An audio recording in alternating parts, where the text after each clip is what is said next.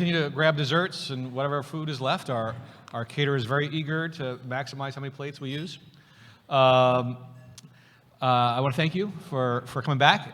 And what this panel is on the state of Canadian civil-military relations. We have a series of speakers who are going to discuss largely studies of Canadians' attitude about the military, about the Canadian Armed Forces.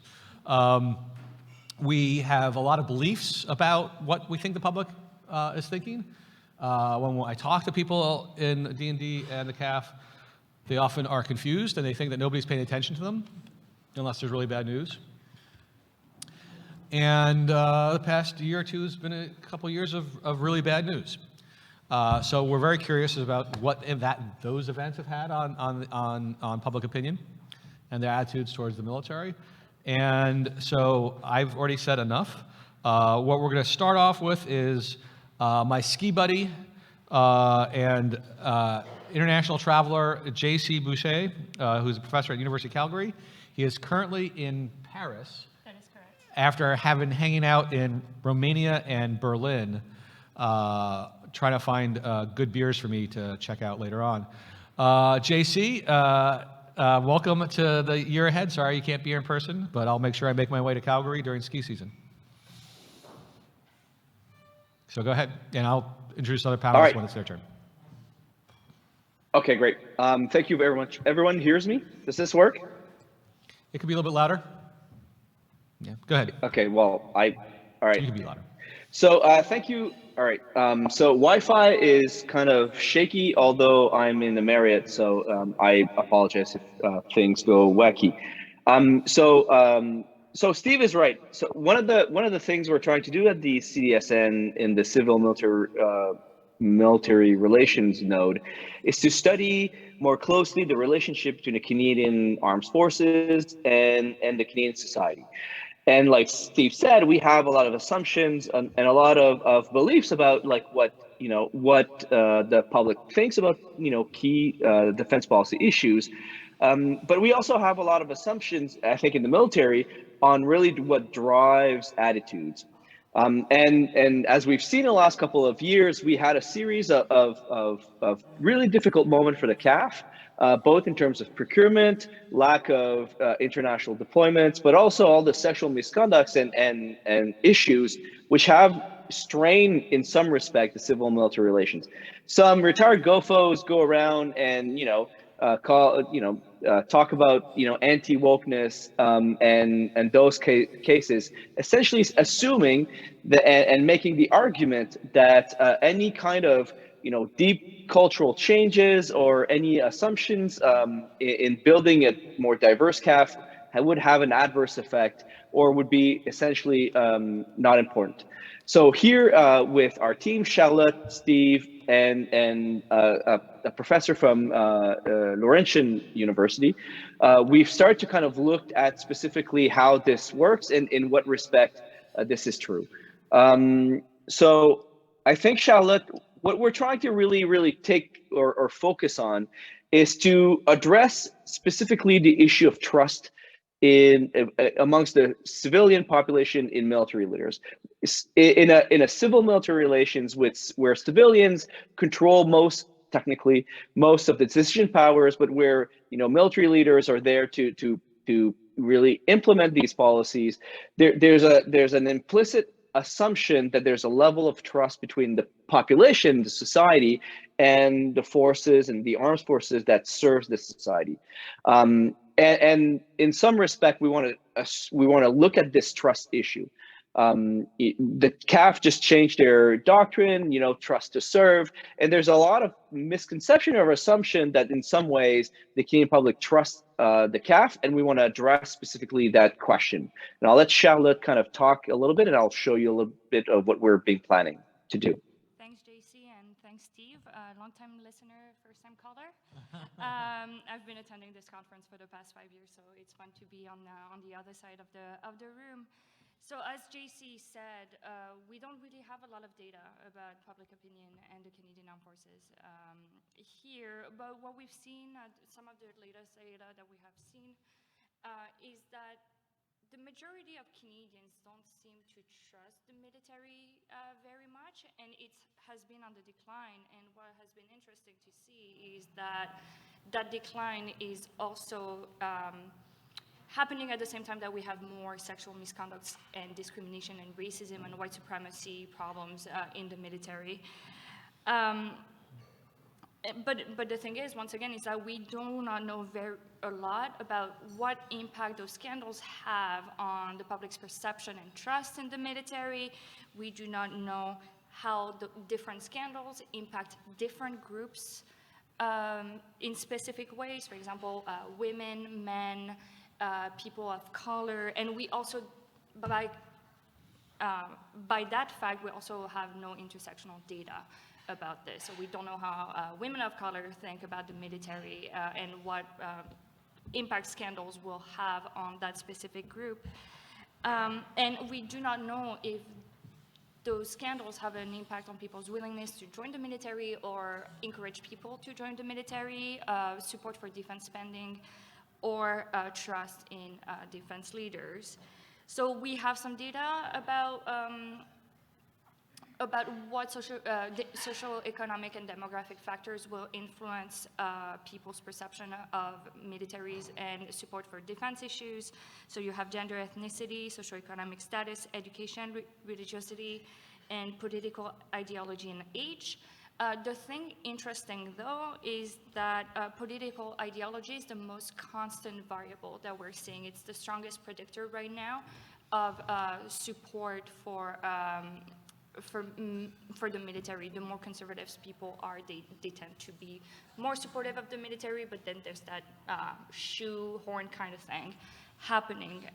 But that will, other factors like age or education will change throughout surveys, throughout countries, and even sometimes despite similar questions being asked.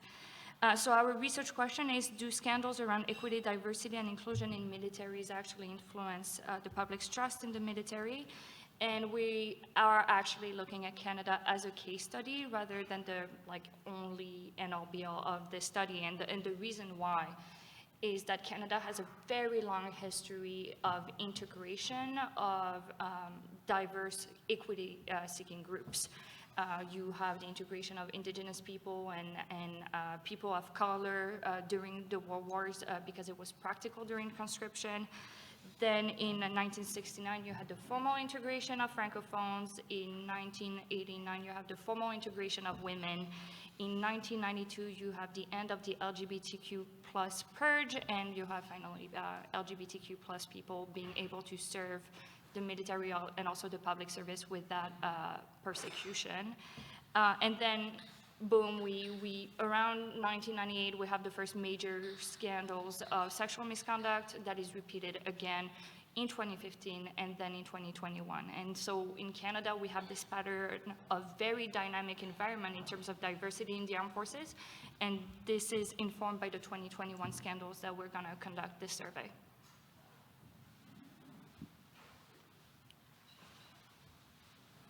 All right, so I'm going to try to share my screen, my PowerPoint, to kind of look into a little bit of that. All right, can you see my PowerPoint right now? Yes. Okay. All right. All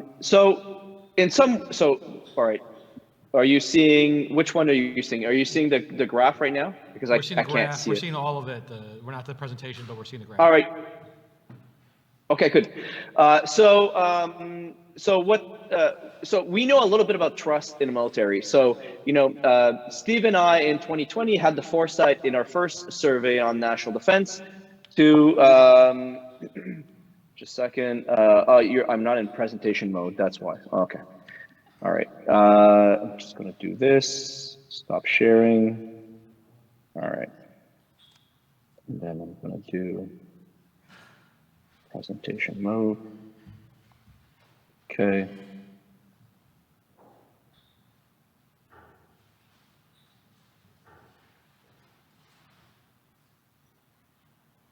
Okay. All right, I see it now. All right. So we'll be here. All right. It's kind of bizarre how it, all right, good. Okay, you changed. All right, it's just slow. All right, so in 2020, we started to ask this question about relationship and who was trusted more in national defense. I know you see my slides on the side, that's fine. And so Steve and I had the foresight to kind of put this into our survey.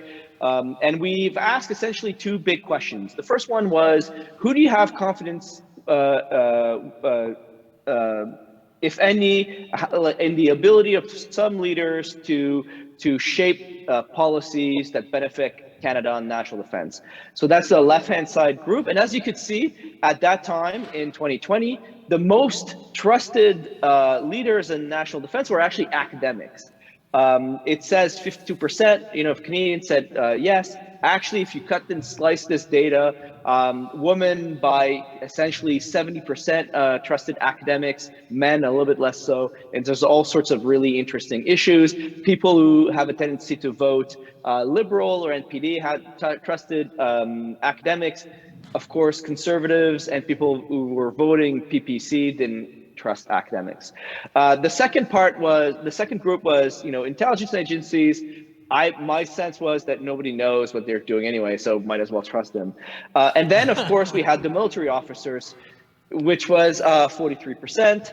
And then coming down, politicians, defense industry, and the media being the least trusted of leaders, the ability of leaders to shape defense policy. This was done in 2020 before the sexual misconduct issues.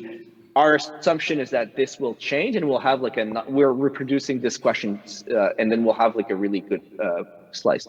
The second part was really about the direction of the CAF regarding the inclusion of groups. And we've put this graph there because this is a great learning moment of how not to do surveys. So the question was I know, I mean, this is where you see the data and you think about how the data splits, and then you say, I'm not going to do this, mistake again. So the question was, thinking about the Canadian Armed Forces, would you say that they're on the right track or on the wrong track of the following areas? And then we had inclusions of francophones, inclusions of gender, visible minorities, Indigenous people at the time, that's what we said, and LGBTQ.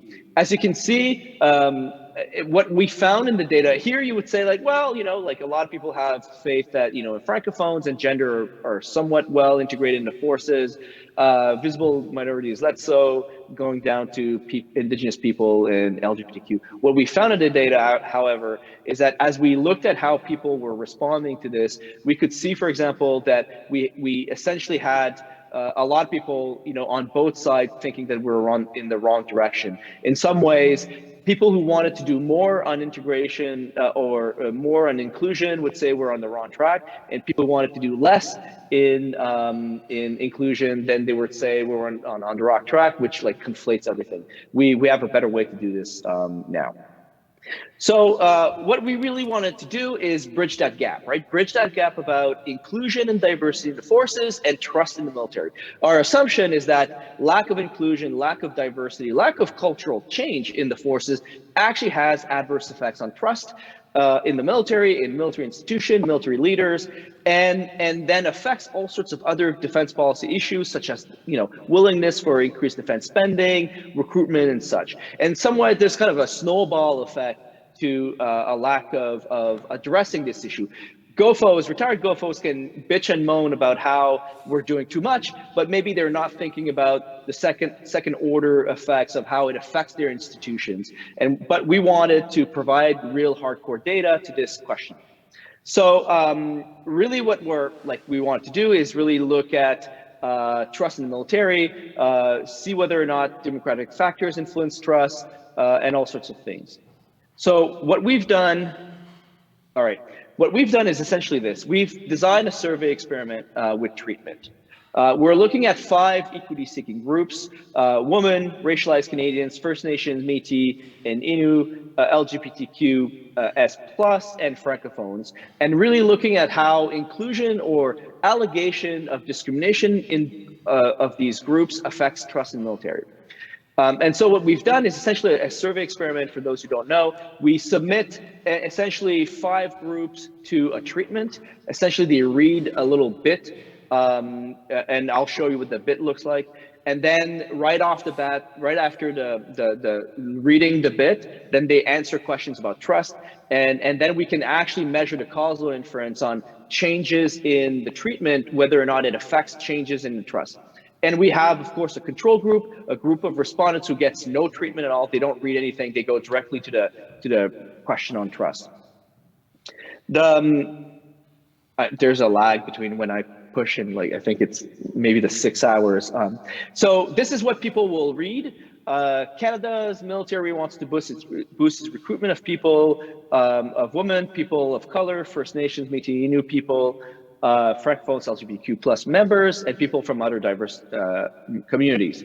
Senior leaders in the Canadian Armed Forces say they want to change their military cultures by increasing representation. And this is where we split the groups. Some people will get women, some people will get people of color, some people will get First Nations, Métis, Inuit, some people will get Francophones, some people will get LGBTQ, and a control group will get none of this.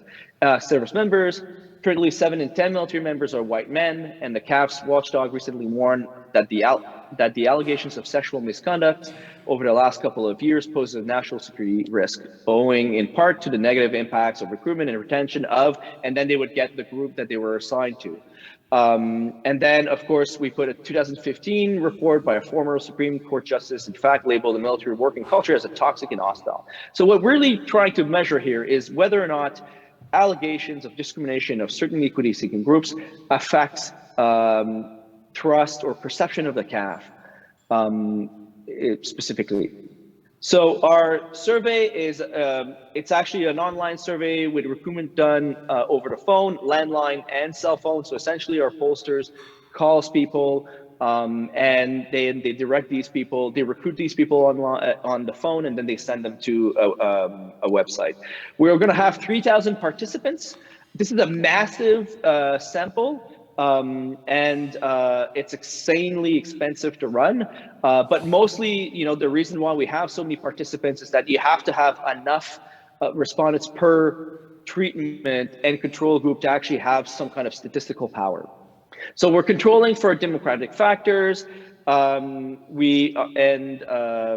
And the first question that we're going to focus on will be on trust in the military. The question is simple: in what respect do you trust the military as an institution? And then we ask subsequent questions about recruitment, about defense spending, trust in defense expert, the questions that we've asked in 2020, and in trust in the CAF's ability to pursue change. Our hypothesis is very simple. We think that it does actually, that allegations of and priming people on discrimination in the forces of certain kinds of groups will affect how people will perceive this the institution, and will adverse affect also people's willingness to join the forces. If you know that an institution is a toxic work environment, you might not want to join it, and somehow this is a difficult concepts to grasp for some people. So we hope in this case to, I should put like subtweets, but we hope that this will actually bring hard data to all the retired GOFOs and everyone at CAF who are skeptical on whether or not addressing cultural change is actually a vital issue for the forces. If we can show statistically that allegations of misconducts, of discrimination of equity-seeking groups have a direct impact on how people perceive the institution, on whether or not they trust the institution, whether or not it affects their willingness to spend money or get recruited in the forces, maybe then they'll side on our thing and see this as an existential threat. One of the interesting thing also we hope to see is whether or not some equity-seeking groups are more equal than others, whether or not the Canadian populations or Canadians are more comfortable with some discriminations over others. Some of the interesting data, for example, that we had from 2020 would say, for example, that Anglophones thought that Francophones were well integrated in the CAF, and the Francophones thought not. And my sense is that I think we'll see a lot of this thing where other kinds of groups that are not in the equity-seeking treatments feel that the integration is going well, whereas people who have lived experience of these discriminations actually don't feel the same way. And that will add more knowledge to our base. So finally, we were hoping when we said, yeah, we'll do the year ahead thing, that we would have data. We don't. We're actually in the field. right now. I know so because I'm getting people asking, random Canadians sending me emails about like, why do you ask this question and what is this question to be about? And a lot of armchair academics out there asking me, why we've done the things we've done.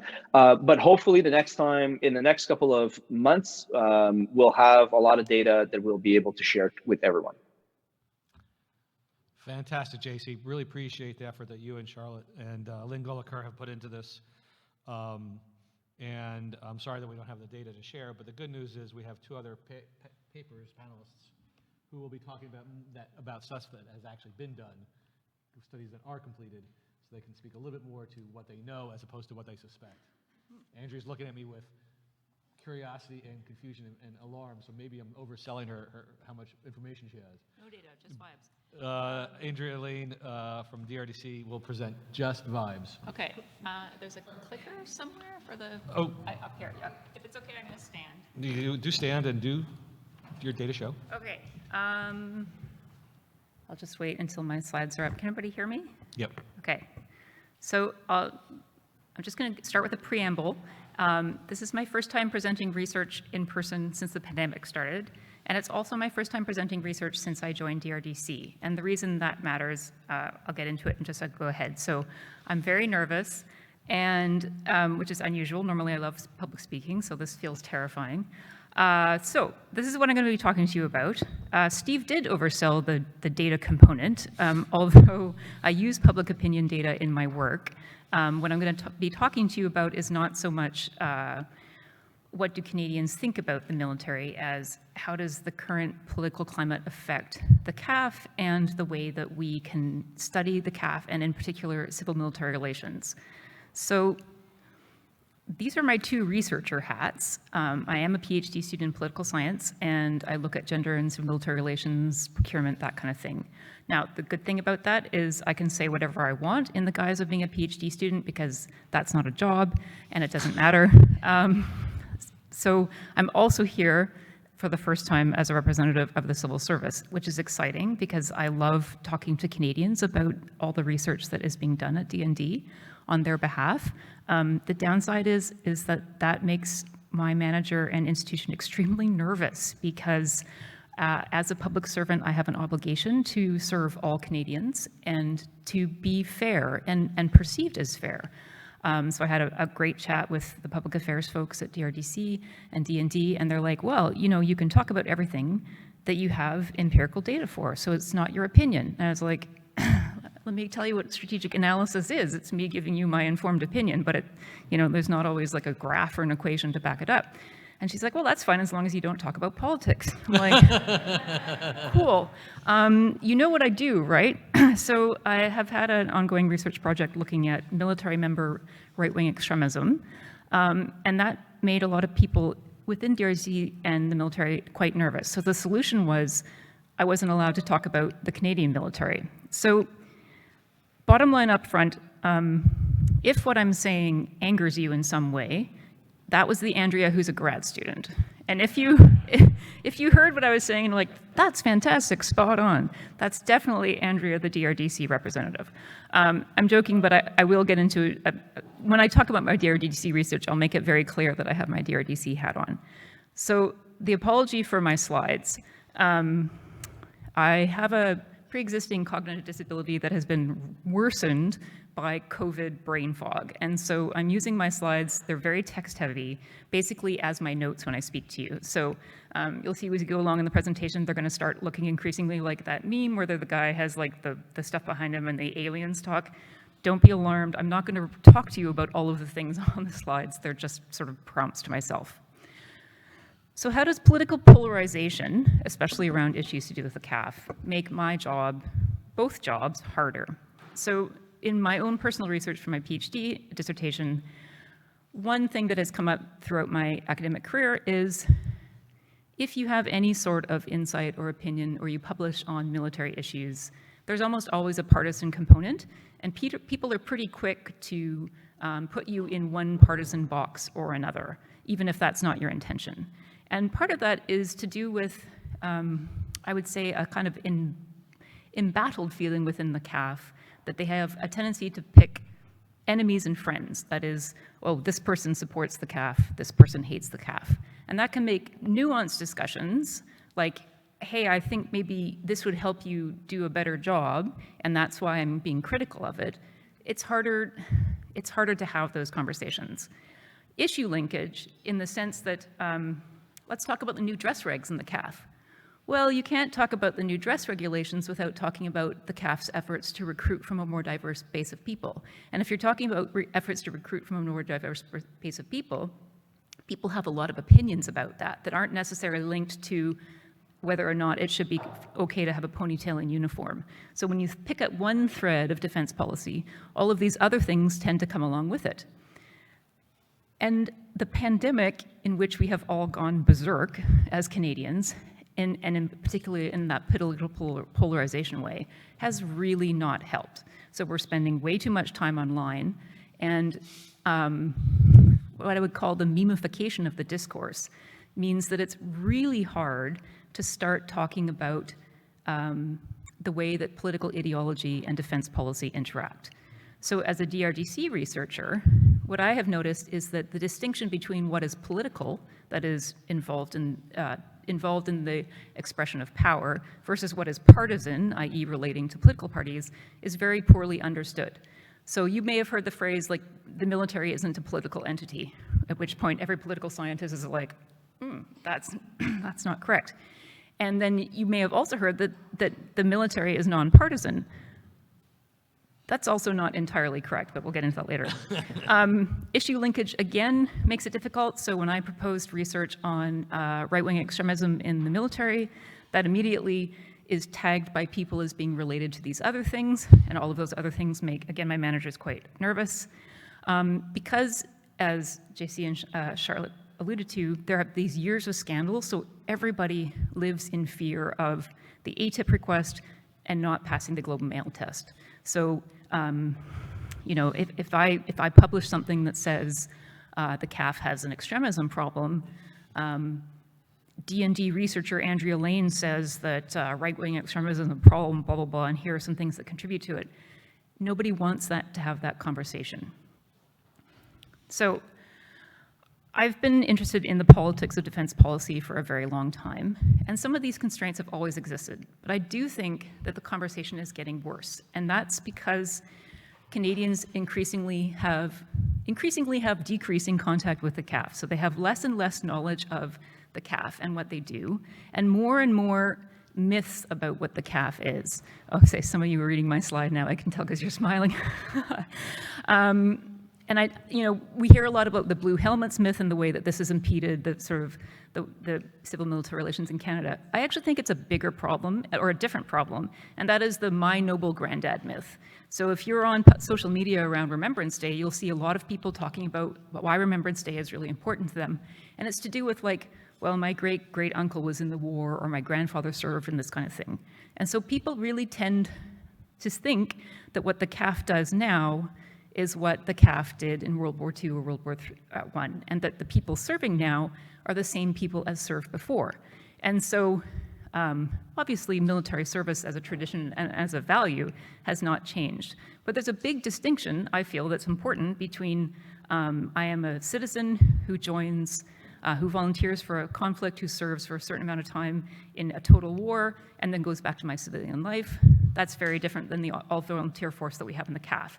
And I think because so fewer and fewer Canadians have genuine contact with the CAF, that is misunderstood or not understood. And so the kind of warm, fuzzy public perspective that they have is not based in reality.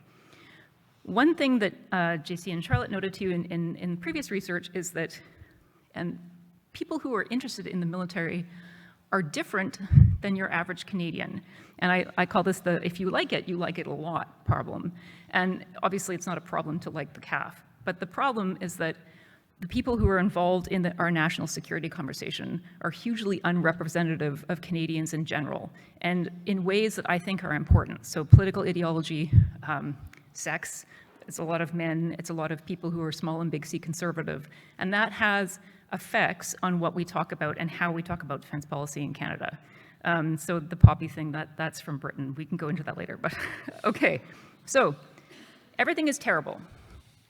And in terms of the civil-military conversation, everything is terrible now for a variety of reasons, including we don't have a lot of dedicated defense media. And that's to do with we don't have a lot of media in general. Newsrooms are closing, budgets are shrinking, et cetera, et cetera.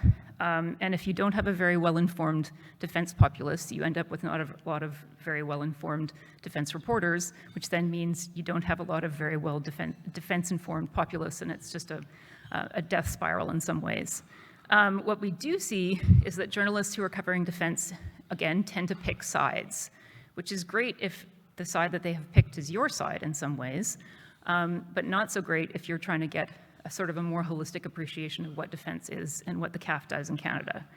And I think we saw it alluded to in Maisonneuve's speech when he went off and it was like, oh, well, you know, journalism just isn't the same since Chrissy Blatchford and Matthew Fisher stopped doing it. And it's like, okay, so those people are very well-respected journalists, but their position on the CAF was pretty cheerleadery and perhaps not reflective of a broader perspective, shall we say. But if you, sometimes when you speak to people in the CAF, like that's what they miss in some ways, is the golden days in which most of what was written about the CAF was positive. Another problem is to do with public trust, and that is something we've seen, I think, dramatically during the pandemic. But as general institutional trust fades, we get more of this tendency of bringing up the importance of retired military officers. That idea that retired military officers have a particular skill set, that they are nonpartisan, great managers of things, and that, again, I think ties into that decline in public trust in which the military has remained a more trusted institution, although I'll be interested to see when their data comes out if that's true. So there's a thing in there about service dogs that I don't have time to get into, but if we do, you should ask me about why they're bad. So we're really getting into a question of whose CAF is it anyways. And if you were at all on Twitter too much, like I was during the convoy and the occupation of Ottawa, you'll have noticed that who counts as a veteran and who counts as a military really came into the discourse. So we had people who were claiming veteran status as a reason that their voices should be amplified and listened to on the matter of, say, vaccine mandates and that kind of thing. And then we also saw a counter narrative of serving and retired CAF who were saying, hey, not in my name. You know, these people who are alleging that they are the defenders of free speech rights, et cetera, in Canada, I'm serving and I disagree. And that, as a researcher, really alarmed me, because that idea in which we are carving out space for people's voices based on their occupation or their position in society, to my mind, has a lot of potentially deleterious effects going into the future. So whenever you see people who are claiming a space for themselves to speak on a topic because of their service or veteran identity, I would argue that's a problem for civil-military relations. But why would that be bad for the CAF in particular? So polarization makes having thoughtful conversations around policy really challenging. So the more that we polarize along what some people call sort of culture war lines, the harder it is to have a straightforward conversation about things like dress regs, ponytails, that kind of thing. The other thing is that if you are surrounded by people whose default position is that everything the CAF does is good and everything any CAF member is by default good, you're not in a position to really necessarily produce good policy because nobody is there acting as your court jester. So the service dog thing is a tangent, but there's no evidence, real evidence, to suggest that service dogs are actually any better than normal pets in any sort of veteran-related PTSD concept, because nobody has ever done the empirical evidence research to show that is it better to have a trained emotional support animal, or is just having a pet like kind of great and awesome and everybody should have pets? But because there is an industry of people who train service dogs and now an industry of people who are charities that support service dogs, we have a service dog program in Canada. Service dogs are expensive, like really expensive. There's a lot of money being spent on the provision of service dogs for veterans, which dogs are awesome and everybody should have one. But if you're interested in knowing how to best spend money as a government agency, you probably want to know if there's any sort of empirical evidence backing up your policy. It's hard to create that in a situation in which the default, because of the societal conversations around veterans, is, of course we have to do this. It's good. People love it. Veterans love it. Yes, but. So that sounds like a rant, but it's not. I do want to talk a little bit about, because JC brought it up, so now I can too, this issue of retired military officers speaking on issues in the public. Obviously, nobody should be barred from speaking just because they've had a previous career in the CAF. But there's a version of this now in which commentary is very easy to figure out which partisan side it's falling on. And I think we're seeing more and more of this as we have, as I said before, less and less trust in institutions, but we retain that trust in retired military officers. Now, the problem with this is that as soon as you, through your comments, identify the Canadian Armed Forces as a partisan institution, you immediately alienate between 30 and 40% of the Canadian population. And that matters because it's our Canadian Armed Forces, all of us, everyone in Canada gets a say in some ways. We are all defended by the CAF. So efforts to link the CAF to a party or another through well-intentioned or not, public interventions by retired officers, the short-term goal is probably not worth the long-term corrosive effort on public. And just as an aside, as a researcher, we see this come out almost every time there's an election. There will be an effort to organize serving members or veterans alongside to support the party that is going to best serve their interests. And if you're talking about it from a who's going to spend more on defense point of view, there are no winners. No party consistently keeps military budgets high. All parties have, repeatedly cut military spending. So in some ways, the juice isn't worth the squeeze. You could go all out and have the Canadian Armed Forces be identified with one party or another. You're still not actually going to get that sustained budget, which is at the heart, I think, of many interventions. And along the way, you're going to taint the image of one of the few institutions in Canada that people still like. Okay, so now I'm going to put on my DRDC hat and talk to you a little bit about some research that I've done through my work there. Although I specifically did not write about the CAF, but I want to talk about why it makes that sort of research harder now that people are increasingly politically polarized. One thing that makes it hard is to address specific instances of violent extremism without both sidesing it. And what I mean is, for a variety of demographic and ideological reasons, the kind of political violence we are concerned about military members in Canada being involved in is not left-wing political violence. It is very much what is called right-wing extremism, and it's linked, it doesn't directly overlap with the right and left divide in Canada, which we've imported all of our terminology from the US, so it doesn't work that well that way. But it means that it's hard as a government entity, for example, to talk about this plainly without saying, oh, yes, well, all political violence is bad, so obviously we're concerned with all of it. Polarization also means that when I talk to military leaders about this issue and about what could be done to address it, they're even less likely to want to take measures such as keeping an eye on their unit members' social media, for example, or having discussions about extremism within their units, because it's perceived as partisan and therefore kind of protected. Like, nobody wants to talk about politics at work, except when they talk about politics all the time, but it goes past because everybody thinks the same. So polarization is also making my job distinguishing between normal and totally legitimate and welcome political speech and extremism. That line is increasingly hard to draw. And again, anybody who's looking at extremism in the military runs into the same problem.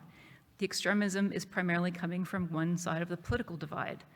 And increasingly, I don't know if you saw the news about Germany and the big raid they just had that included AFD, a political party member, and Peter Newman came up with some analysis today showing that like AFD had started as a legitimate political party or with intentions of being a legitimate political party, but had increasingly brought this kind of QAnon style extremism and sovereign citizen into the fold, so to speak, which legitimizes it. As soon as you have a political party embracing this, it makes it legitimate. So that makes it a lot harder for me to say, hey, here are some things that you want to keep an eye out for the soldiers who serve with you for saying. Well, if it's in the Hansard, I can't really make a claim that it's extremist speech, can I? Because that's just political speech. And then just one thing before we leave the slide, the difficulty of addressing the specific violence and threats of violence around the Prime Minister and the particular way in which that has salience in Canada is really hard to do without immediately sounding like you're making a partisan claim, which is unfortunate because it shouldn't be a partisan claim. But our version of Trump derangement syndrome, which is Trudeau derangement syndrome, does have an impact on how we talk about political violence and extremism within the military. Okay, so I like to think of myself as Trudeau in this photo. In terms of let's bring some gender into the conversation. The other difficulty is what I call the spokesperson effect. So if you want to talk about gender and extremism in the military, it always seems to be people like me, middle-aged civilians who are women and maybe lefties who want to talk about this stuff. And the audience to whom you are speaking about it is not necessarily inclined to listen all that keenly, shall to speak. And that means, in some ways, that whenever you bring up this interaction of maleness and masculinity and extremism, and the CAF as a primarily male organization has a lot of vulnerability to radicalization just by dint of the number of men, it's a really hard argument to make, because it sounds immediately like you're attacking the foundation of the CAF, and it sounds immediately like you're implying that men are inherently violent, et cetera, et cetera. So those conversations are really, really difficult to make. And again, issue linkage means, am I advocating for all men to be rounded up and taken out of the military by force? Like, for example, have you heard about this idea that recruiting centers are refusing applications from white men? You don't spend enough time on Reddit, clearly, but like those conversations are out there. And so when I talk about the interactions of gender and sex and extremism, it sounds like I'm going to be pouring estrogen in the drinking fountains or something. So, and polarization makes those conversations more difficult too, because our ideas about gender are pretty closely linked to our political ideology. So anyway, all of this to say that it's bad. So down at the bottom, I have this problem of how do you identify extremism? And it's really hard to do, because if you look at the gender indicators around extremism, some of them are what I call like the generic infantier problem. So how do you distinguish between a generic infantier who likes all of these things and the person who likes all of those things but is also being radicalized into violent extremism? And how do I go into these spaces and tell people who are not extremists that, hey, these things that you like, your aesthetic choices and that sort of stuff and your hobbies, they make you more likely to be a violent extremist. It involves a lot of trust on the audience's part, and political polarization around the CAF makes that trust much harder to come by. It makes my job a lot harder to do. So this is where I stop being a D&D employee and talk about what the solutions are, which are totally not approved by my employer and are entirely me, Andrea, as a grad student talking to you. One thing that would help in the specific context of the CAF, in which the political conversations are perhaps not as distributed equally as they are in the rest of Canada, shall we say, is what I call Rotary Club rules. The Rotary Club rules are everybody votes because that's a civic duty, but we do not talk about politics at work. So you should not know how I vote, and I should not know how you vote. And that, I think, is an important, especially in what I called the regional polarization debate. So like there are bases and parts of the country where lots of people are probably voting the same way, and that is a discussion. And sometimes those discussions can veer into the unhelpful pretty quickly, just because everybody assumes that you vote the same way, and demographically they probably do. It's not good, and the hierarchical nature of the CAF means that if somebody who outranks you expresses a political opinion, whether you recognize it or not, that political opinion carries more weight because you work for them or you respect them as a leader, that kind of thing. So it's an even more dangerous work environment in terms of political speech. So the second point is obviously easier to make now that General Day is not here, but I'm mostly joking about the idea that we just yeet all GOFOs to an island. But what I would ask is that folks who have had the privilege of leading the Canadian Armed Forces when they retire, that they think about what are the longer term aspects of what I am about to write in the Globe and Mail or the National Post, and how many people are serving today who take my opinion very seriously because of the position of respect that I have had. So how many people have I trained who may be listening to what I say with more intent than if some random politician have said it? That's a huge responsibility, and it has, to my mind, it has longer term implications and more responsibility than perhaps we have acknowledged before. So the third suggestion is that people on the center left should get over the cringe factor and start embracing loud patriotism. This came up after the convoy and the idea that we should all have Canadian flags on our cars.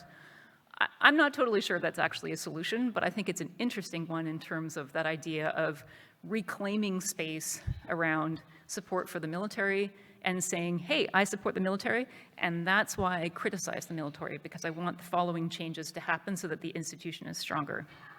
I do not have a flag on my car, just to be clear. Even though I think it would be good, I just, no.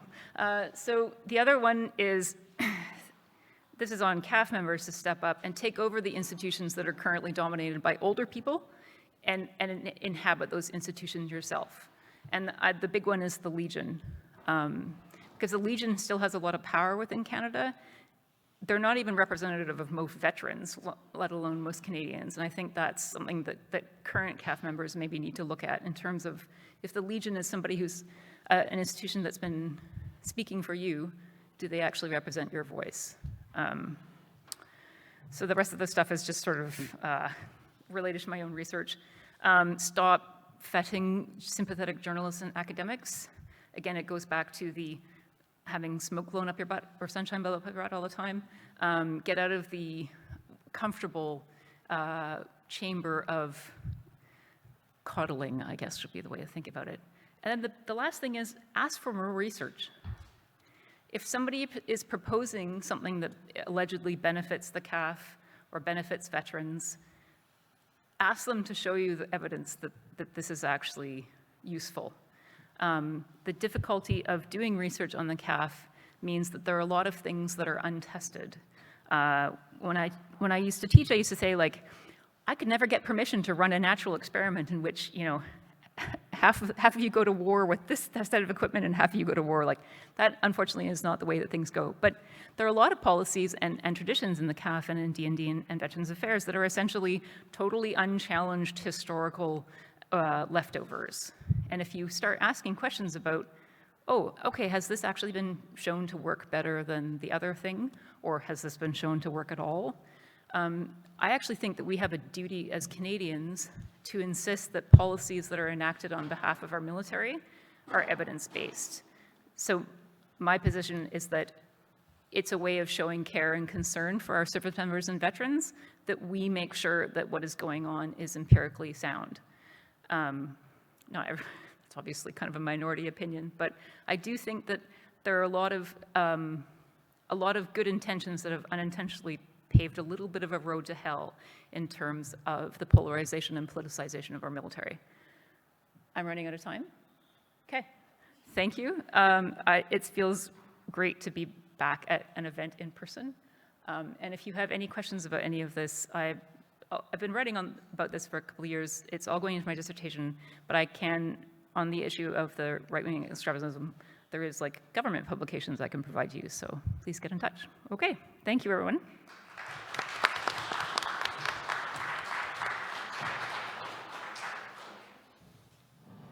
And now we have Alexandra Richardson from Simon Fraser University. Okay, hello everyone. I'm just waiting for my slides and then I'll get started. Am I in the way? Turn this way.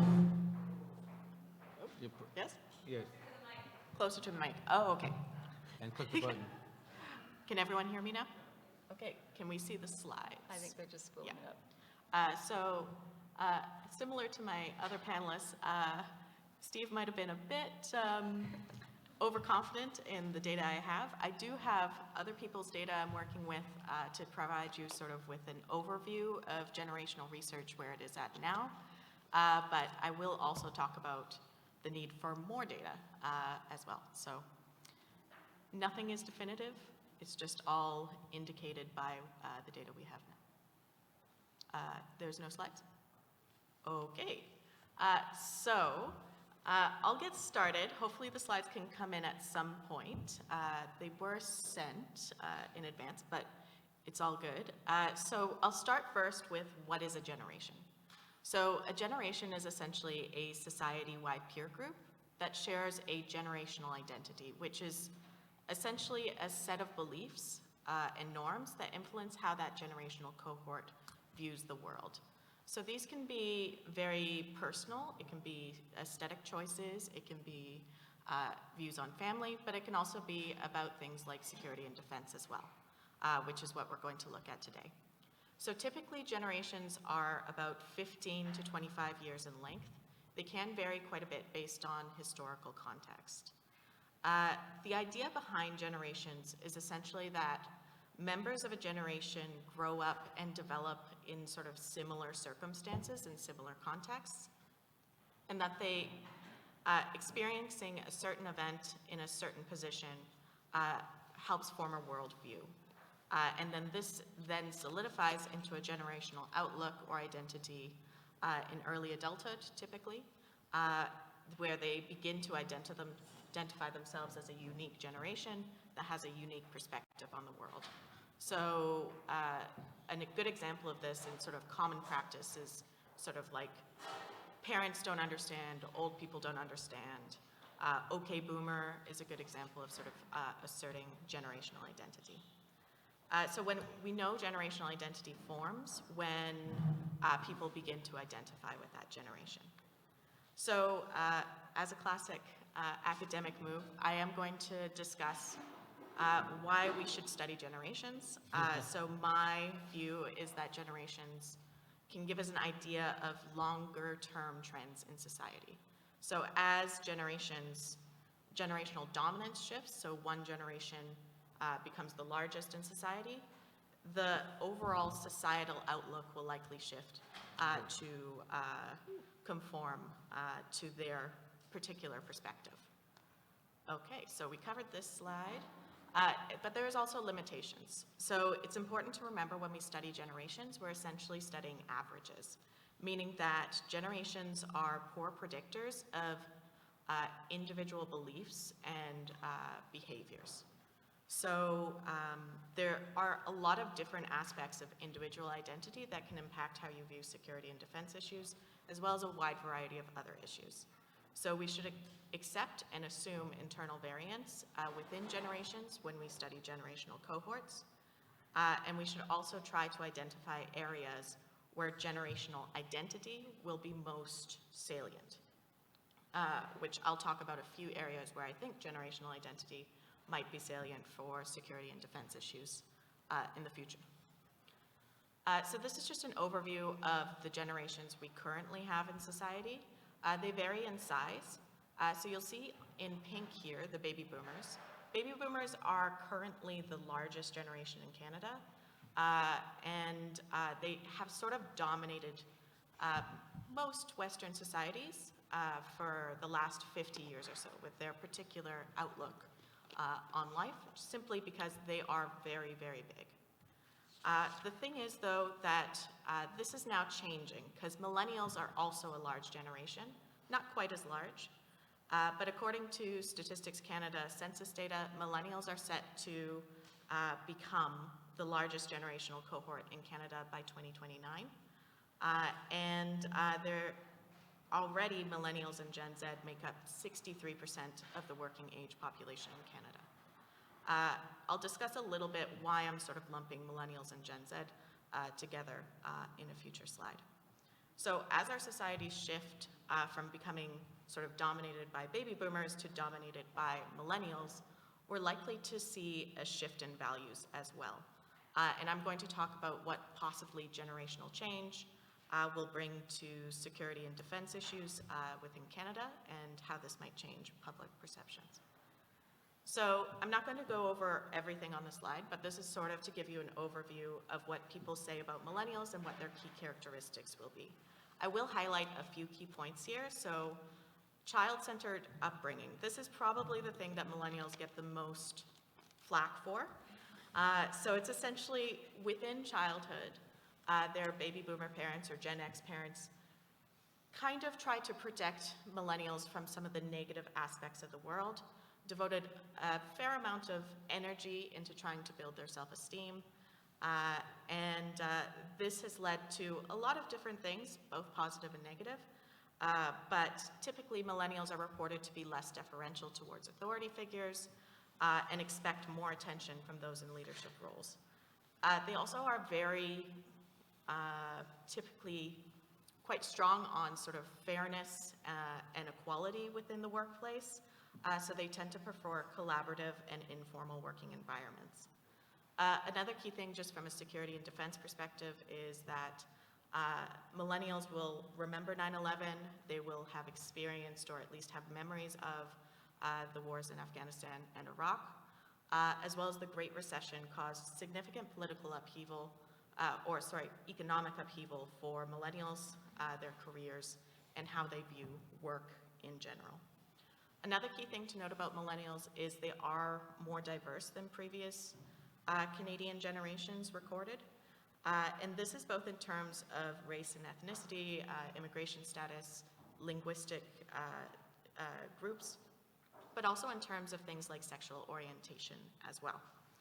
And this tends to lead millennials to be sort of fairly strong advocates for inclusion and diversity measures within institutions.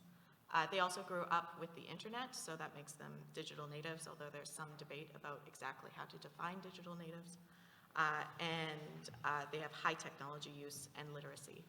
Optimism and idealism is an interesting thing. This is something that is sort of in the older research on millennials. It says they're optimistic about the future. I would question whether that's still the case today. In the last 3 years, both Deloitte and Leger studies have indicated that millennials are becoming more pessimistic about their futures, both personal and sort of as a broader society. I'll move on to Gen Z. So Gen Z is the younger of the generations, so we have less data to go on here about what they're exactly like. So I'm not going to spend too much time on this. So essentially one of the key things for Gen Z in terms of formative events, is that there's increasing political and societal division. We've discussed sort of polarization and those issues within society, and this is just something that will impact Gen Z because it's occurred in their adolescence, adulthood, early adulthood. There's also been a lot of protest movements, so things like the Women's March, Black Lives Matter, climate protests.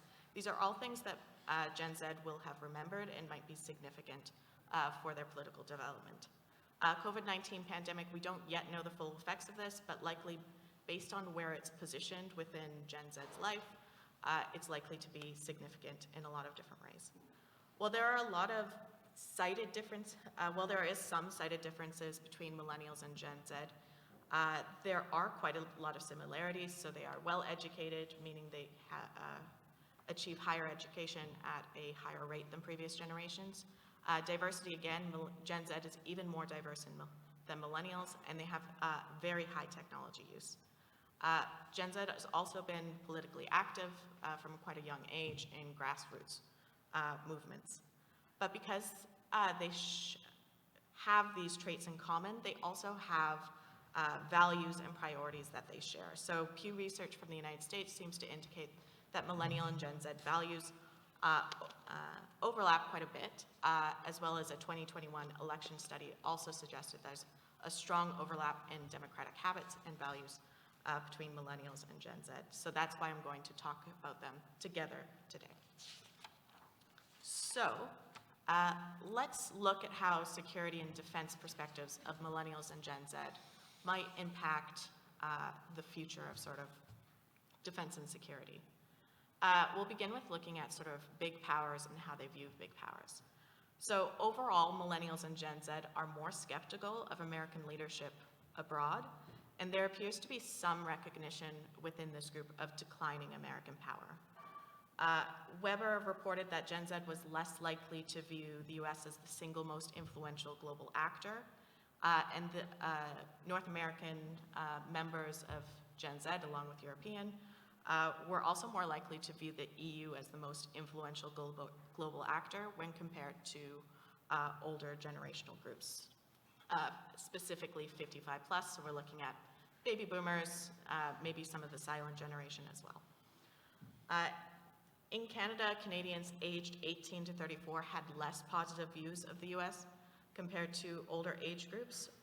44% of young Canadians aged 18 to 34 viewed the US as a serious or moderate threat to Canada, compared to only 28.5% of those 55 plus, according to the MLI Foreign Policy Survey. So that's quite a bit significant difference in how they view their neighbor. This is likely possibly a result of the Trump administration, as well as some other issues within American politics. Looking at China and Russia now, overall, younger generations, both millennials and Gen Z, have a less negative view of Russia than older generations. This is possibly sort of a holdover from the Cold War, because they just don't have that memory of that adversarial relationship so much that is common among older generations. According to Weber, again, Gen Z had a more neutral view on China. 53% of Canadians aged 19 to 25 in that survey viewed China's global influence as positive. This is in spite of the fact that on this survey, Canadians actually ranked very low overall in how they viewed China. They viewed it more negative. And similar results were also found in the MLI survey on China. Russia, again, Canadians, young Canadians 18 to 34 are less likely to have a negative view of China. 32% expressed a negative view, compared to 62.5% of those aged over 55. It's important to note, though, that this data collection occurred before the war in Ukraine, so it's likely that negative opinion has increased across all age groups, but maybe not as much as we would think, or it might be less extreme change within these younger groups. A recent poll by The Economist showed that 18 to 29-year-olds in France, UK, and the US had overall less sympathy for Ukraine than those aged 65 plus, and were less likely to believe that Russia was directly targeting civilians. So the possible impacts of this are quite a lot, but I'll focus on a few key ones, or the way I see it.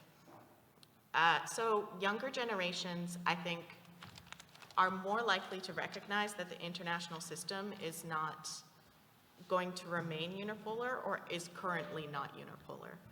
So when they're identifying other actors other than the United States as the influential global actor, I think this indicates that they somewhat see that it's a bipolar or multipolar system, which maybe makes them more accepting of sort of great power competition in the future, or at least understanding that's occurring. As well, young Canadians may be less willing to rely on the United States for defense and security needs. Obviously, there's still like Canadian strategic culture that does have this embedded, but they may wish to pursue other alliances and partnerships with other states. One thing to note is there is sort of an overlap between age and generation in terms of trying to identify generational shifts versus the impact of just being young and optimistic. But it does seem that Pew Research from the United States, Wong and Silver, showed that millennials, even as they are now quite firmly in middle age, 40s, 30s, that sort of thing, they seem to still have sort of a more positive opinion of other states than previous generations, which suggests that maybe not all of these effects will go away. So going abroad in the use of force, so this is talking about military deployments as well as what that will be like with the use of, how millennials and Gen Z might view the use of force. So I talked previously about how millennials and Gen Z are diverse with high technology use. This has led to many people to hypothesize that millennials and Gen Z view themselves as global citizens and have a more cosmopolitan outlook than previous generations. They also have formative experiences that may make them more attuned to the complexity of military intervention abroad. The possible impact of this is that likely younger generations may advocate for a more restrained foreign policy, especially when it comes to military deployments and the use of force abroad. While not definitive, some public opinion research appears to support this point. Some research by J.C. Boucher shows that the plurality of young Canadians 18 to 35 felt the most appropriate role for the Canadian Armed Forces was to defend Canada. This contrasts with those in the 55+ category who identified peacekeeping as the most appropriate role. So this is a far more restrained, I would say, position than those wanting to go abroad and engage in peacekeeping. As well, a 2021 Canadian Armed Forces tracking study showed that those 25 to 44 were significantly less likely to support a combat role for the Canadian Armed Forces in support of a UN or NATO mission when compared to those over 65 years of age. Finally, this is looking at sort of an expanded view of security. My hypothesis, there needs to be quite a bit more data to support this point, is that older generations have a more restrictive view of security that's focused on conventional and nuclear threats, compared to those in Gen Z and millennials who may be more focused on human or climate-related security issues. In Deloitte's 2021 and 2022 survey, climate change and cost of living was identified as key concerns for both millennials and Gen Z. And several studies from the United States also suggest that younger generations do not express the same degree of concern for conventional state-centric and or nuclear threats when compared to older generations. The possible impact of this is that if these are no longer priority threats for voters, taxpayers, the security agenda might have to shift to sort of address more climate-related security threats or economic issues that impacts the security of individuals. So finally, current research, future research.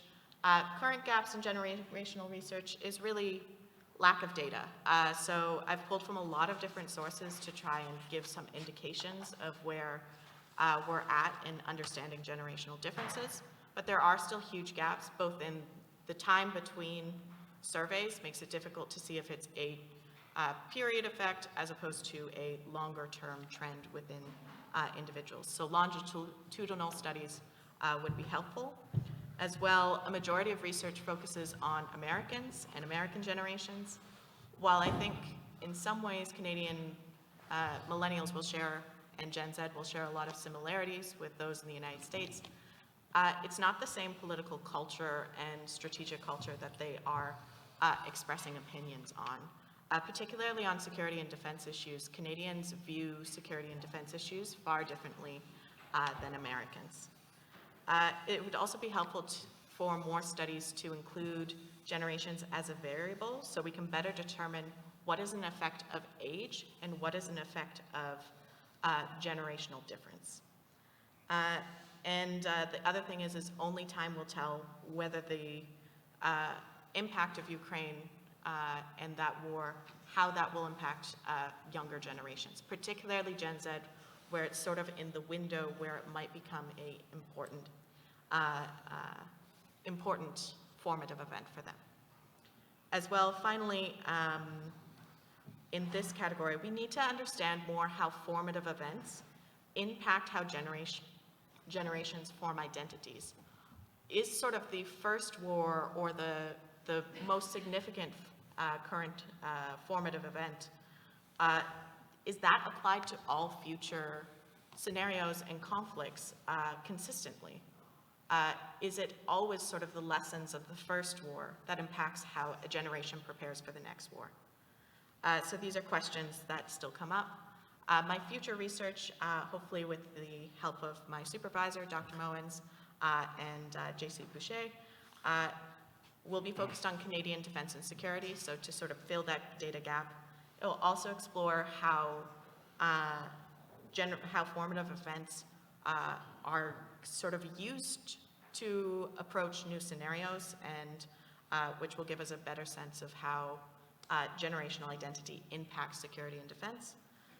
It'll also use a survey experiment design, which will better help isolate the effects of generations from other aspects of demographic issues and things like that. And this is my reference list. So as I said, I pulled together a lot of different sources to sort of give you an indication of where we're at with generational research. I am also aware this is tiny print and impossible. So if you are interested in my sources or want to look at what I've pulled from, if you use the QR code here, you can find a PDF copy of my reference list. It will be up until tomorrow morning, the link will become deactivated. So do it now or today, and don't wait too long. But that's it.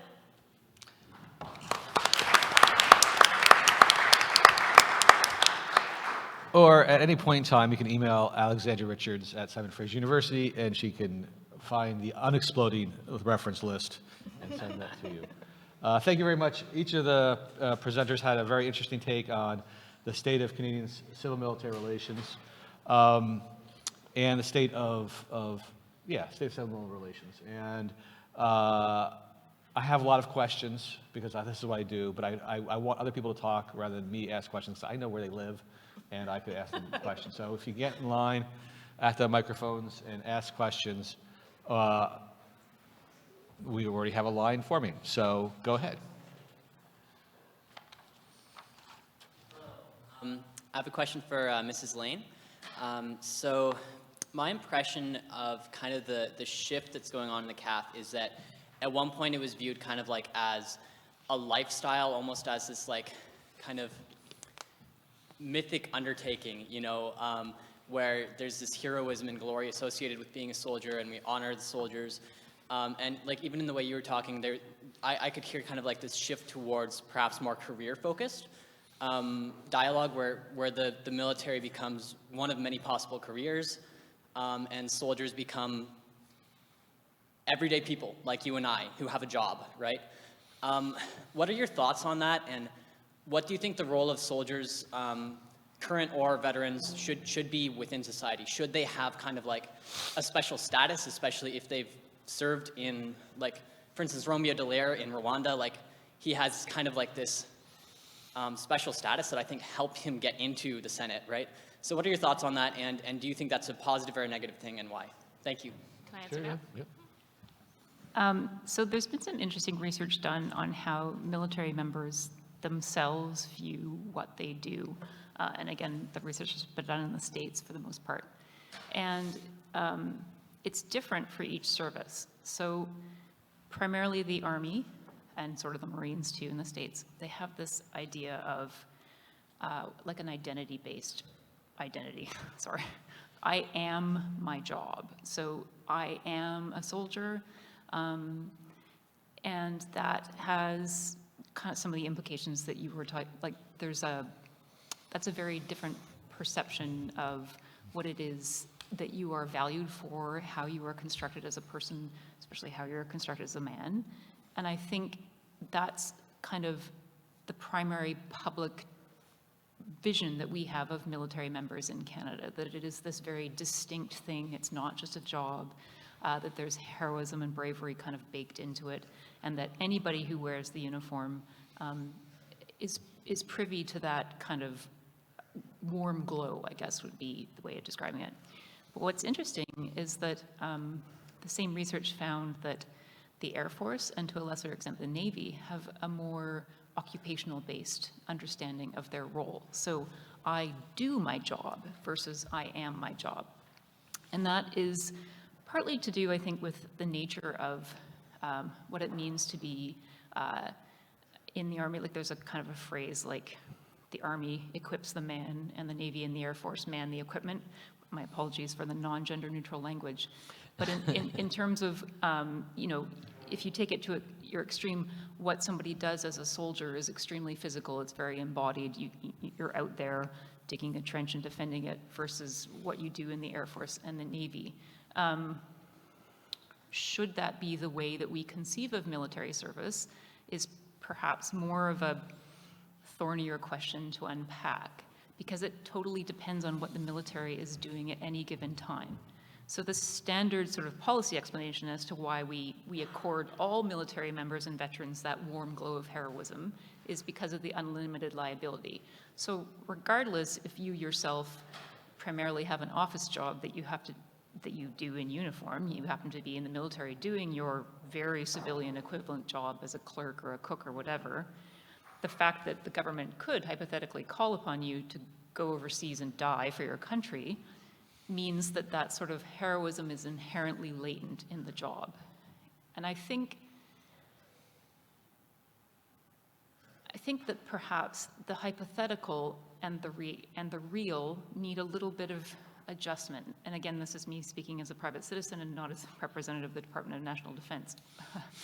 I think that I personally had hoped that during the pandemic, when we started talking about frontline responders in healthcare and grocery store workers as being heroic in their potentially risking their lives to serve Canadians, I was hoping that there would be a broader discussion of why do we feel that to have value in society, we need to make people heroes? Like, why is it not enough to recognize service? And I was hoping that that would actually broaden the conversation around military service and veteran status.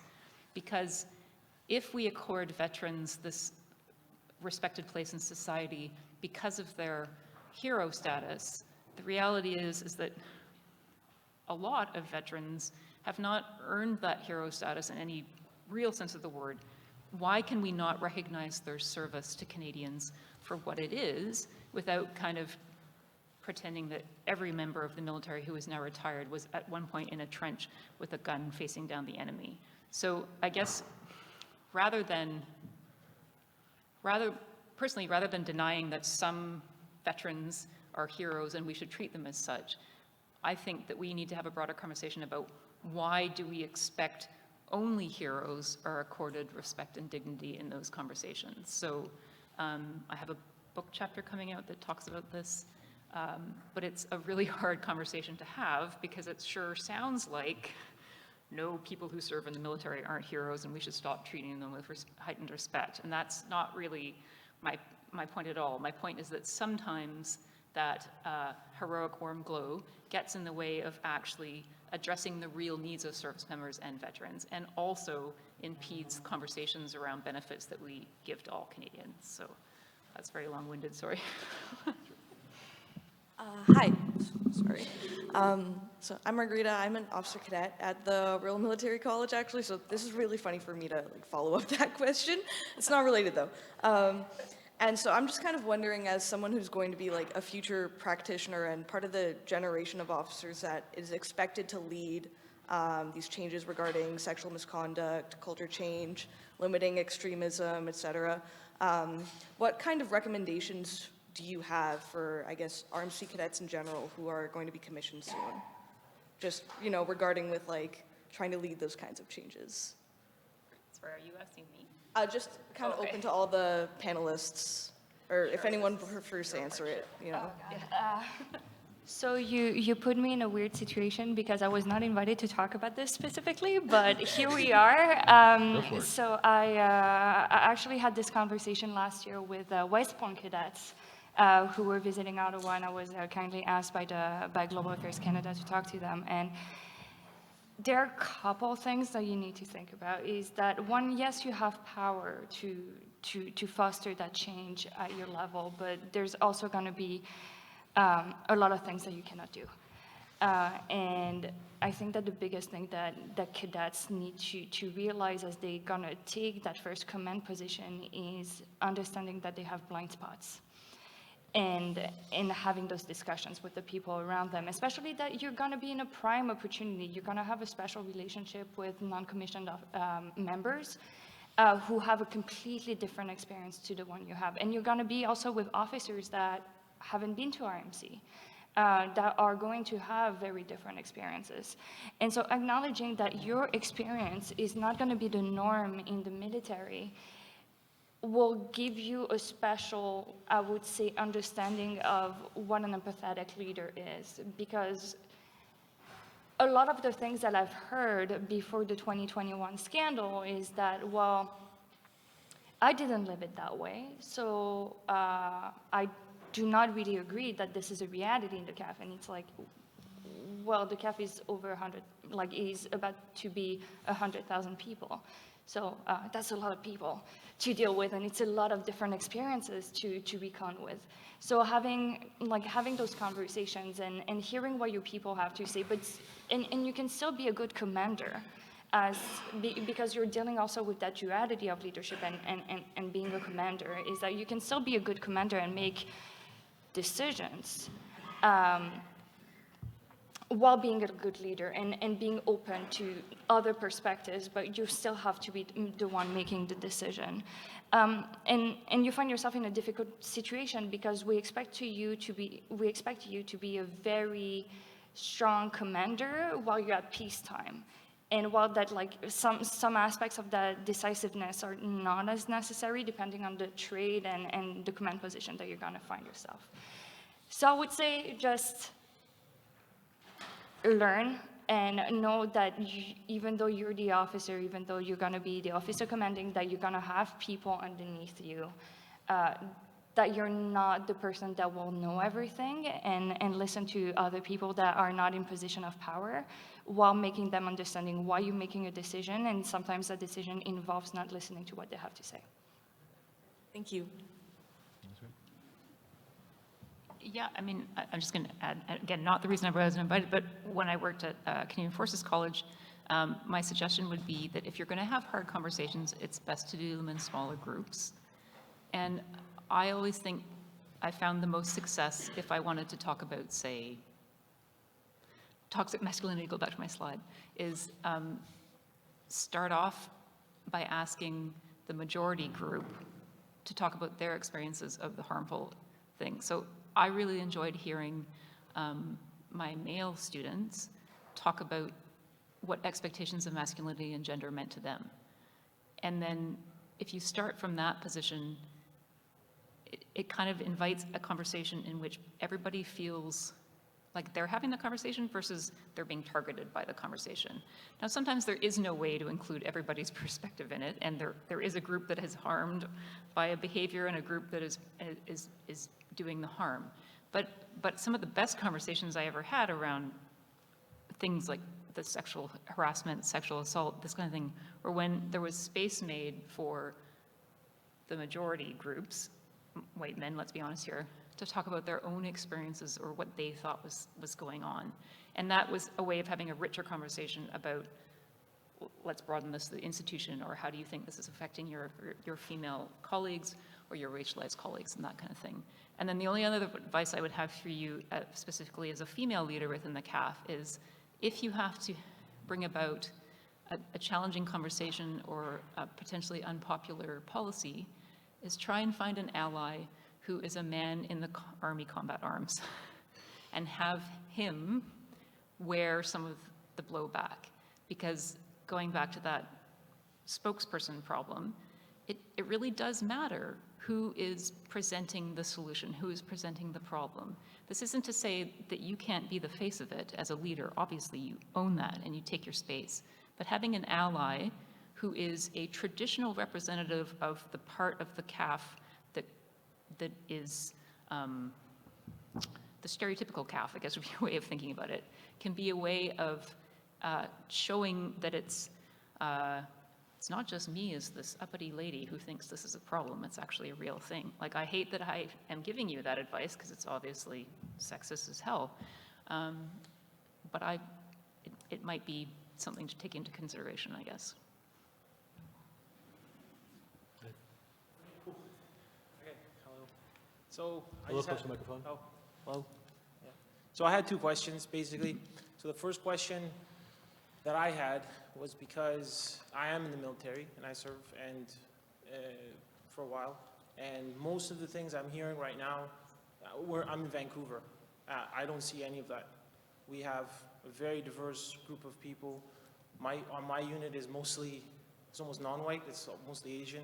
We have different types of, like, gay, lesbian, trans, everything. Everyone gets along. Everybody watches, you know, we all are sensitive. So I wanted to ask, have you guys actually talked to anyone in the military when you guys are doing your research? Because that's a huge one.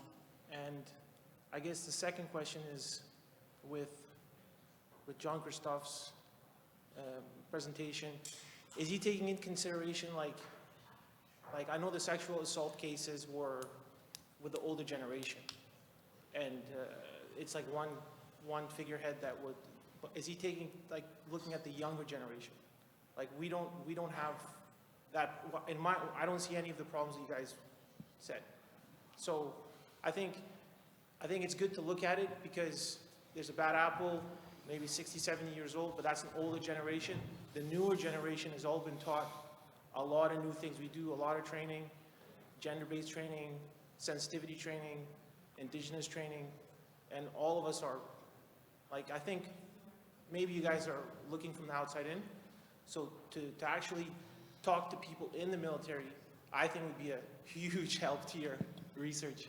So, yeah. And also, like Well, Sure, I can go on it. So, I'd like to start, yeah, JC, wait, on a wait. couple of stuff. Is that, yes, we are talking to service members. There are stat scans, surveys.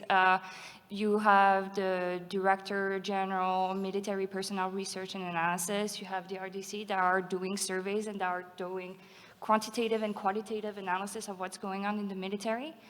Regarding the scandals, yeah, the 2021 scandals were a legacy issue. We're dealing with older cases, we're dealing with general and flag officers, but the stat scan surveys that came out since 2016 are showing that it's actually younger people at more junior ranks that report higher rates of sexual assault in the military. And that has been consistent across the board. And we saw in the last survey by StatScan that actually reservists were supposedly more diverse in the Canadian Armed Forces, are showing an increasing number of rates of sexual assault. There is a caveat in all of that, is that a lot of people are patting themselves on the back saying, well, we have a rising rate of reported sexual assault, so that means that people are trusting the system more to report the sexual assault, but we do not know that. So we find ourselves in the situation that creates that problem where we don't really know why we see higher rates, but there has been a consistent rise in numbers, even though like recently has been like a slight rise, but there has been a rise in reported sexual assault. Diversity training, sexual harassment training has been taking place for over 30 years now, and we are seeing very limited effect because usually it's a check in the box problem. But yeah, there is qualitative and quantitative data done, and it's not just older generations. And what we have seen in the past actually, and I'll finish there and let other people talk, is the CAF has relied a lot on this generational change to happen in terms of improving representation, improving diversity, improving all of those problems. But in certain aspects, we are seeing that improvement, but there has been data showing that for certain parts of the military, you do not see that much of an improvement, and that is because trade's gonna matter. Where you find yourself posted is going to matter, and you have all those interactions that are going to make people's experience in the military very, very different, and that impacts those numbers.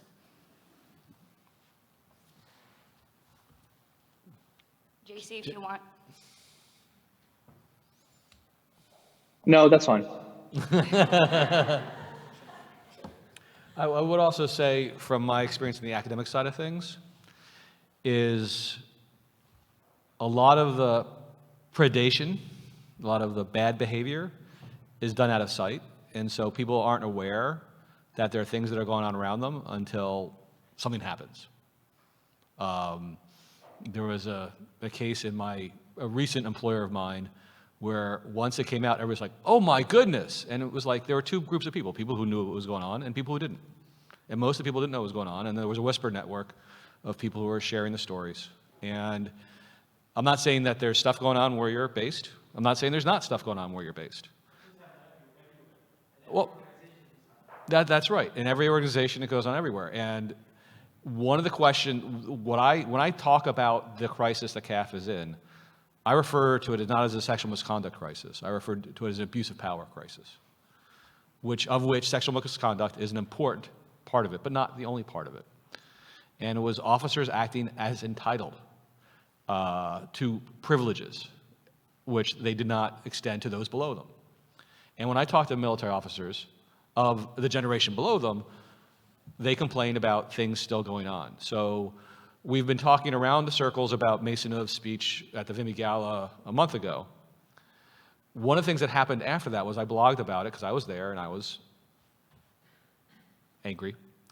And the response I got was from a lot of people within the CAF. It was a blog post that not only got 5,000 hits, which is big for me, it might be small for regular people, but it was big for me. And I got a lot of feedback from people within the CAF and people who just left the CAF who are saying, you can't write this guy off as a dinosaur, even though he's been retired for 10 or 15 years, because there's other things going on here. And I'm like, yeah, but I understand that we've changed the promotion processes, so therefore there's less of an old boys network going on because it's no longer the case that generals can just pick their buddies to be the next generals.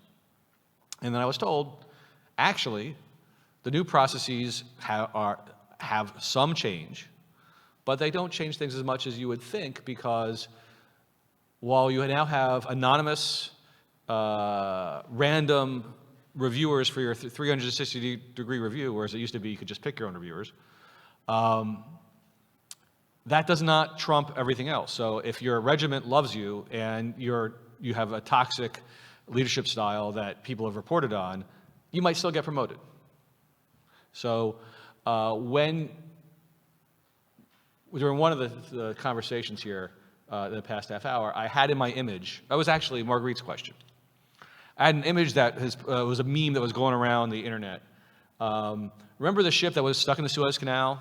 And there was a little, crane trying to dig a hole so that way the big ship could get through. And the meme that goes around is something to the general effect of, you can't fix structural problems by yourself. And so Marguerite's question was essentially, can I make change in this structure? And the answer is you can be a part of the change, but you can't do it by yourself because there's this entire structure.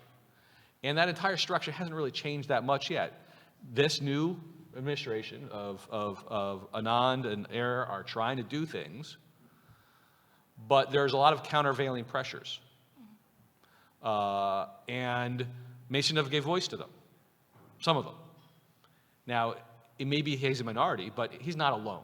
He's not the only person inside the military, outside the military, that's saying we shouldn't be making these changes. The good news, from a political standpoint, is that those folks don't have a lot of allies in the political system because the military, that generation of leadership has so thoroughly discredited themselves that it's hard for them to go out and, I can't see John Vance sitting on a street corner yelling at people and everyone going, yeah, no, John Vance is right. That's not going to happen. So there's more room for greater civilian control of the military to affect change, but it's still the CAF's culture that has to change, the CAF's institutions have to change, and it's really, really hard. So things may be better in some places, but it's not better across the board. In the United States, there are some interesting reports of really good data to show, okay, this base is good, this ship is dangerous. And I think one of the challenges of the Canadian military is we don't have as good data to find out, okay, you're at a place which is great, but it may not be representative. And two more things. It's fantastic to hear that you have an excellent experience of the military, but it doesn't discount that there are bad experiences and that the good outweighs the bad. We need to address head-on the fact that there are substantial problems, not only in terms of like the incidence of sexual misconduct at military colleges and other levels of the institution, but also the way that the military responds to those issues. We won't be able to completely eradicate sexual misconduct, absolutely not, but we can improve how the culture influences those behaviors and how we respond to them. And that goes back to what we were saying to you, is the fact that understanding that despite, even though your experience is good, it doesn't mean that others' experience is not bad. And finally, in terms of diversity, Fort Hood is one of the bases in the United States that has the highest level of diversity.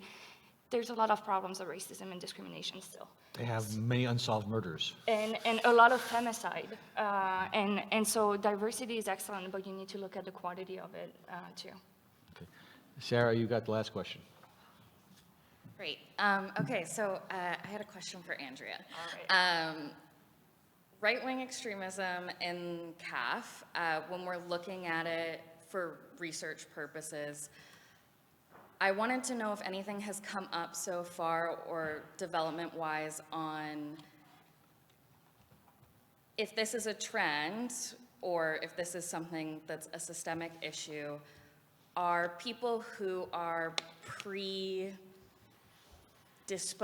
to, or whatever it might be, to extremism being attracted to the military for a possible reason? Or is it more so people who enter the military then developing those extremist views within the situation? Right, so I'm not actually allowed to know about that stuff that's going on in Canada. I can tell you, I can give you a good overview of all the other research that's been done in other militaries and which I strongly suspect would apply. Yes, so in all security jobs, and this has been most extensively studied in the terms of who joins the police, but also in terms of joining the military, there are, for some trades and occupations within the military, definitely a prototypical person who is attracted to those jobs. And again, the downside, we'll go back to like the generic infanteer problem, as I call it.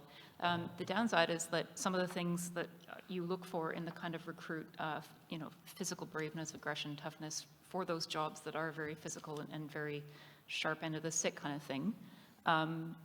Sometimes, especially when you are recruiting men, because again, you have that, the Venn diagram of man goes in there too, you are potentially unwittingly recruiting people who are more interested in seeing violence as a solution to a problem, even if it's a political problem. Let's be diplomatic here.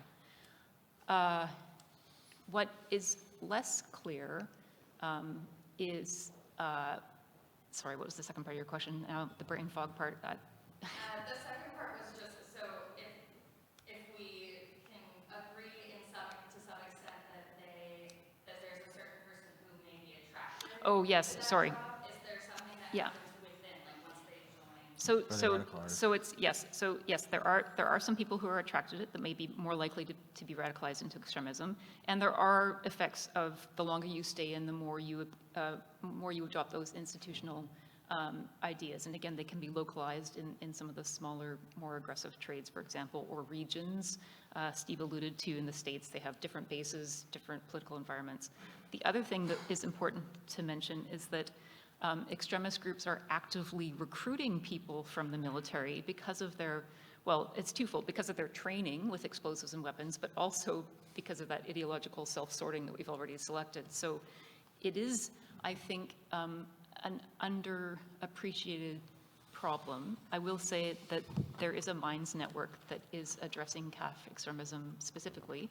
So it is easier for people outside the government to provide that analysis, because then it's not, it passes the Globe and Mail test a little more easily. So the CAF is aware of it.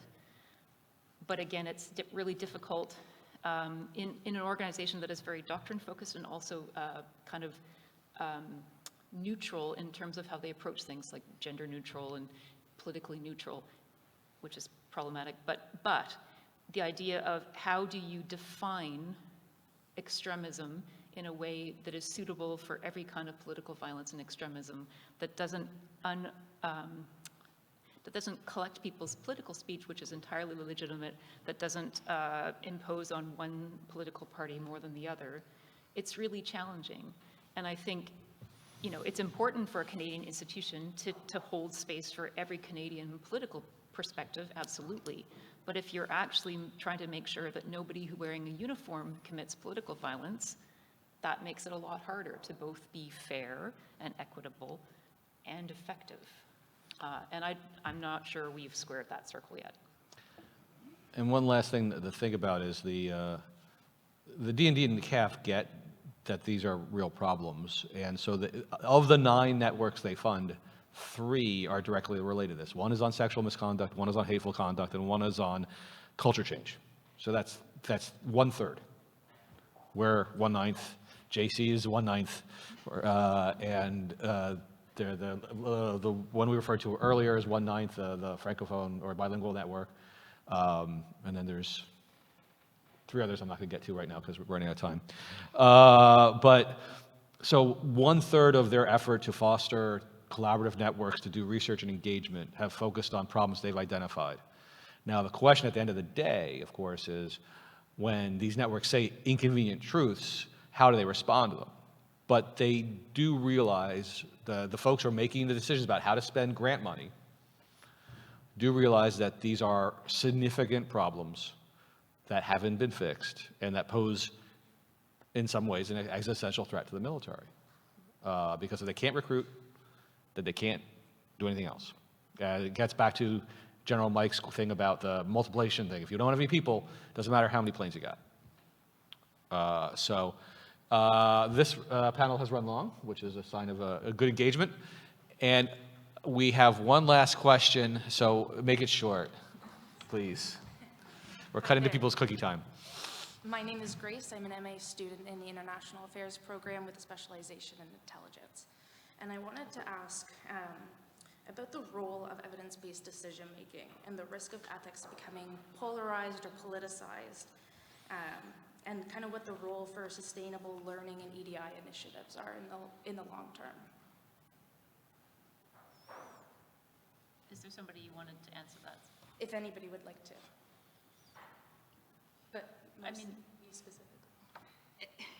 So we're kind of in a postmodern, post-truth moment, and I say that with despair, because even what counts as evidence is very contested in Canada in general, and I think in the security space specifically. So thinking about if you've been watching the Twitter explosion in the past week, you know, is this appropriate content moderation, or is this, you know, a wokist attempts to deny conservatives free speech? Like, even an agreed upon set of facts has 1,000 different interpretations.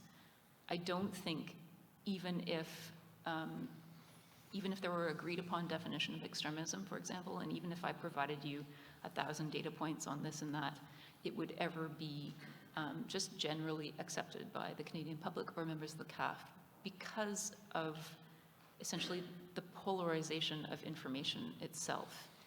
And, you know, the pandemic has made that 1,000 times worse, but at least it has revealed the extent of the problem to us. So, like, one of my things I look at for DRDC is disinformation, and how do we as democracies defend against disinformation? And the answer is it's very hard. But one thing that is a long-term process we need to think about is rebuilding institutional trust.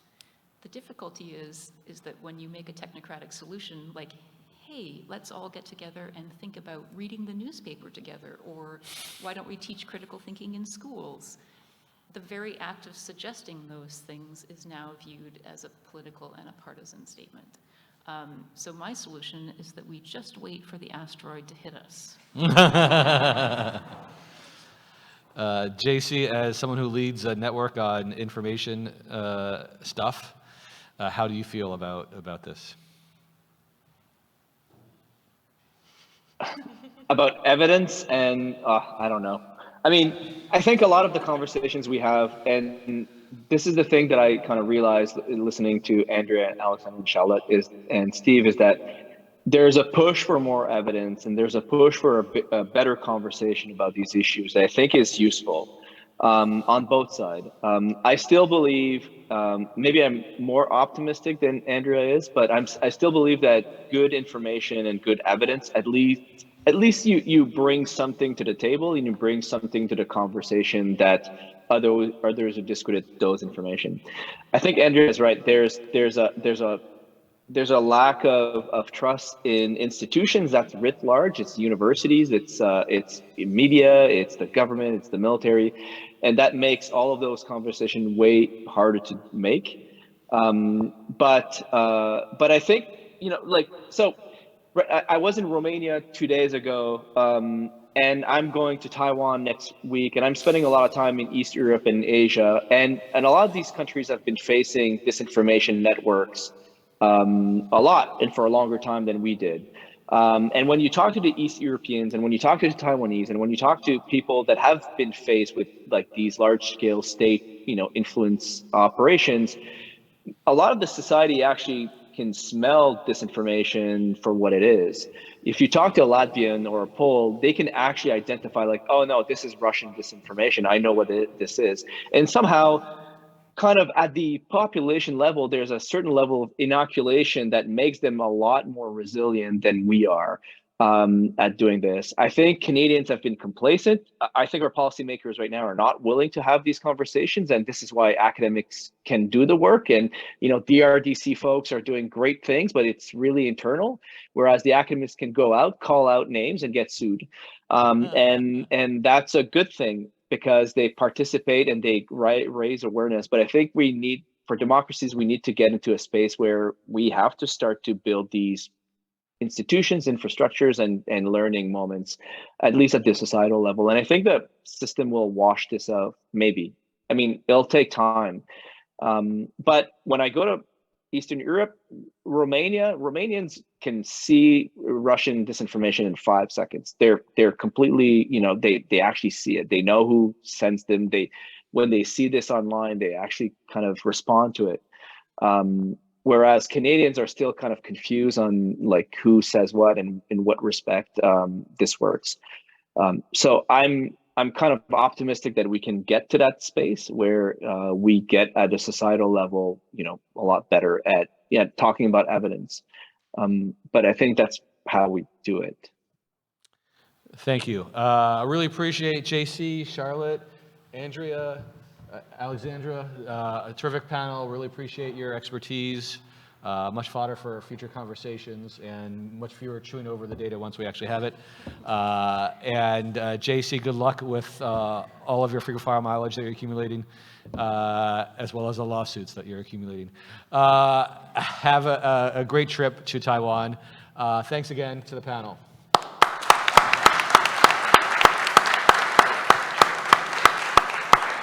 All right, we'll start our coffee break and we'll try to